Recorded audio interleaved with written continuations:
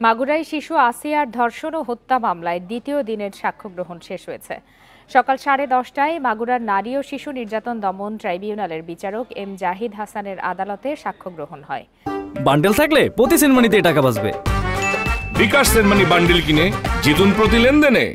দ্বিতীয় দিনে আসিয়ার চাচা, স্থানীয় এক মাদ্রাসা শিক্ষক সহ 3 জনের সাক্ষ্য নেওয়া হয়। এ সময় আদালতে উপস্থিত ছিলেন 4 আসামি। আগামীকাল আবারও সাক্ষ্য গ্রহণ হবে। গত 5 মার্চ বোনের শ্বশুরবাড়ি বেড়াতে গিয়ে ধর্ষণের শিকার হয় 8 বছরের শিশু আসিয়া।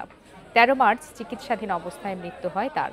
এ ঘটনায় মামলা দায়েরের পর বোনের জামাই, শ্বশুর, শাশুড়ি সহ 4 জনকে গ্রেপ্তার করা হয়। 13 এপ্রিল চার্জশিট দাখিল করে পুলিশ।